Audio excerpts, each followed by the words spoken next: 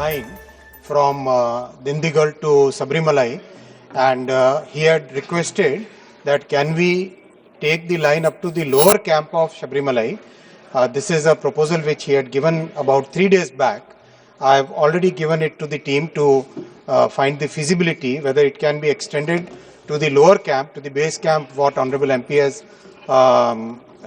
has shared with me just a few days back.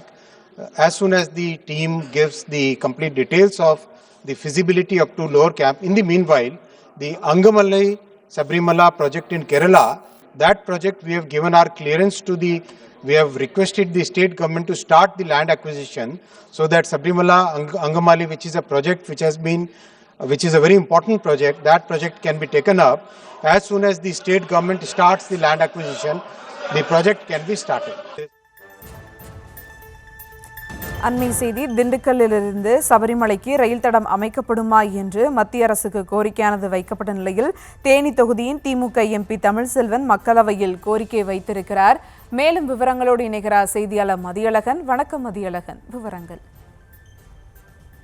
மக்களவையில் பேசிய தேனி தொகுதியினுடைய திமுக நாடாளுமன்ற உறுப்பினர் தங்க தமிழ்செல்வன், தேனி தொகுதியிலிருந்து உறுப்பினராக யார் தேர்ந்தெடுக்கப்பட்டிருந்தாலும் அவர்கள் கேட்கும் கேள்வி திண்டுக்கல்லில் இருந்து சபரிமலை கோயிலுக்கு நேரடியான ரயில் திட்டம் அமைக்கப்படுமா இல்லையா என்பதுதான் காரணம். ஆண்டுக்கு ஒவ்வொரு ஆண்டும் 1 கோடிக்கும் அதிகமான ஐயப்ப பக்தர்கள் சபரிமலைக்கு செல்கிறார்கள். மாதம் ஒரு முறை 5 லட்சம் பேர் செல்கிறார்கள்.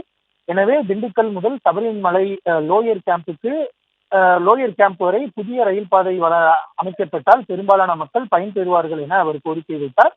இதற்கு பதிலளித்த மத்திய ரயில்வே துறை அமைச்சர் அஸ்வினி வைஷ்ணவ், 3 தினங்களுக்கு முன்பு இதே கோரிக்கையுடன் கடிதம் வழங்கப்பட்டுள்ளதாகவும் இது குறித்து ஆய்வு செய்ய அதிகாரிகளை தாம் கேட்டுக்கொண்டிருப்பதாகவும், அதிகாரிகள் அறிக்கை அளித்ததற்கு பிறகு இது சம்பந்தமாக அடுத்த கட்ட நடவடிக்கை எடுக்கப்படும் என்று அவையிலேயே மத்திய ரயில்வே அமைச்சர் உறுதியளித்திருக்கிறார்.